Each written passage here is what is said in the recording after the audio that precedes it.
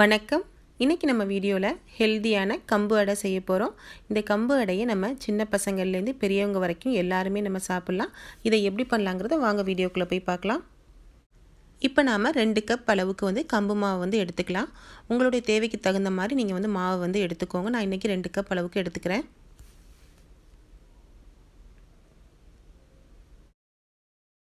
இந்த கம்பு அடை செய்ய போகிறீங்க அப்படின்னா அதுக்கு முதல் நாள் நைட்டே நம்ம கொண்டைக்கடலையை நம்ம ஊற வச்சுக்கலாம். நல்லா ஊற வச்ச கொண்டைக்கடலையை நம்ம 1 கப் அளவுக்கு நம்ம எடுத்துக்குவோம். 2 கப் மாவுக்கு 1 கப் அளவுக்கு கொண்டைக்கடலையை நம்ம யூஸ் பண்ணிக்கலாம். குறைஞ்சது 8 மணி நேரமாவது கொண்டைக்கடலை நல்லா ஊறி வந்திருக்கணும். இப்போ நம்ம ஊற வச்ச கொண்டைக்கடலையோட உங்களுடைய காரத்துக்கு தகுந்த மாதிரி நீங்கள் மிளகாய் சேர்த்துக்கோங்க. நான் இன்றைக்கி 4 காஞ்ச மிளகாய் சேர்த்துக்கிறேன். கூடவே 1 டீஸ்பூன் அளவுக்கு சோம்பு சேர்த்துக்கலாம். சின்ன பீஸ் இஞ்சி, 2 பல்லு பூண்டு இதையும் நம்ம சேர்த்து நம்ம அரைச்சி எடுத்துக்கலாம். அரைக்கிறப்ப ரொம்ப நைஸாக இல்லாமல் இந்த மாதிரி கொஞ்சம் கொரப்பாக நம்ம அரைச்சி எடுத்துக்கலாம்.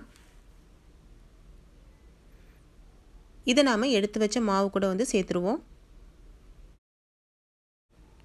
அரைச்சி எடுத்த கொண்டைக்கடலை இப்போ நம்ம மாவில் சேர்த்தாச்சு. இது கூடவே நம்ம தேவையான அளவு உப்பை சேர்த்துக்குவோம்.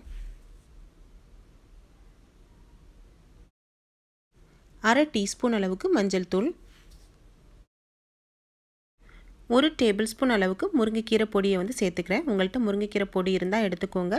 இல்லைனா ஃப்ரெஷ்ஷான இலையாக கூட நம்ம சேர்த்துக்கலாம். இந்த முருங்கைக்கீரை பொடி எப்படி பண்ணுறது அப்படிங்கிறது ஒரு வீடியோ நான் போட்டிருக்கேன். உங்களுக்கு வேணும் அப்படின்னா அதுக்கான லிங்க்கை நான் டிஸ்கிரிப்ஷன் பாக்ஸில் கொடுக்குறேன், பார்த்து தெரிஞ்சுக்கோங்க. நம்ம பொடியை சேர்த்த பிறகு ஒரு 1/2 கப் மட்டும் அளவுக்கு தண்ணியை சேர்த்து நம்ம இந்த மாதிரி திக்கான பக்குவத்தில் நம்ம மாவு பிசைஞ்சு எடுத்துக்கலாம். ரொம்ப தண்ணியை சேர்த்துற வேணால் நம்ம அடமாவு பக்குவத்துக்கு நல்லா திக்காக பிசைஞ்சு எடுத்துக்குவோம். இது கூடவே நான் இன்றைக்கி பாதி வெங்காயம், கொஞ்சம் கொத்தமல்லி இலையை கட் பண்ணி வச்சுருக்கேன். இதையும் சேர்த்து நம்ம கலந்துக்குவோம். இப்போ நம்ம கம்பு அடை செய்கிறதுக்கு மாவு ரெடி பண்ணியாச்சு. இப்போ அடுப்பில் தோசைக்கல்லை வச்சு நம்ம அடையை தட்டி எடுத்துடலாம். இப்போது தோசைக்கல் நல்லா காஞ்சி வந்துருச்சு. நம்ம எடுத்து வச்ச மாவை இந்த மாதிரி கையில் எடுத்து வச்சுட்டு கையில் கொஞ்சம் கொஞ்சமாக தண்ணியை தொட்டுட்டு நீங்கள் தட்டினீங்க அப்படின்னா ஈஸியாக உங்களுக்கு வந்துடும். ஒருவேளை உங்களுக்கு இந்த மாதிரி அடையாக தட்ட வரலை அப்படின்னா இன்னும் கொஞ்சம் மாவில் தண்ணியாக சேர்த்துட்டு நீங்கள் கரண்டியில் வச்சு கூட ஊற்றி கூட நம்ம எடுத்துடலாம். இப்போ நல்லா தட்டிட்டு நம்ம இதில் எண்ணெயை விட்டுறலாம். உங்களுடைய விருப்பத்துக்கு தகுந்த மாதிரி நீங்கள் அடையை தட்டிக்கோங்க. உங்களுக்கு நல்லா திக்காக வேணும் அப்படின்னா நல்லா திக்கான பக்குவத்தில் தட்டிக்கலாம். இல்லை உங்களுக்கு நல்லா கிறிஸ்பியாக இருக்கணும் அப்படின்னா நல்லா கையை வச்சு நல்லா நைஸாக நம்ம தட்டி எடுத்துடலாம். இப்போ நாம் இது கூட கொஞ்சம் கேரட் துருவலும் பீட்ரூட் துருவலும் நம்ம சேர்த்துடலாம். இது ஆப்ஷனல் தான். உங்களுக்கு தேவை அப்படின்னா நீங்கள் சேர்த்துக்கோங்க. இல்லைனா நம்ம ஸ்கிப் பண்ணிடலாம். நம்ம கேரட் பீட்ரூட்டை சேர்க்குறப்ப ரொம்பவே டேஸ்ட் நல்லாயிருக்கும்.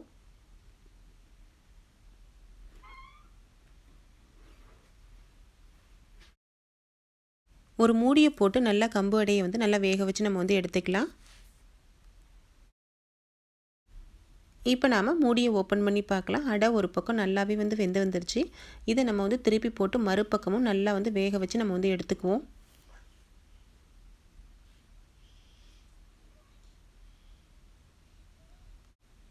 ரெண்டு பக்கமுமே நல்லா வெந்த பிறகு நம்ம இதை எடுத்து பிளேட்டுக்கு மாற்றிடலாம். இப்போ சூப்பராக நல்ல ஹெல்த்தியான கம்பு அடை நம்ம ரெடி பண்ணியாச்சு. ஃப்ரெண்ட்ஸ், உங்களுக்கு இந்த வீடியோ பிடிச்சிருந்துச்சுன்னா லைக் பண்ணுங்கள். உங்கள் நண்பர்களுக்கெல்லாம் ஷேர் பண்ணுங்கள். கூடவே நம்ம சேனலை மறக்காமல் சப்ஸ்கிரைப் பண்ணுங்கள். தேங்க்யூ.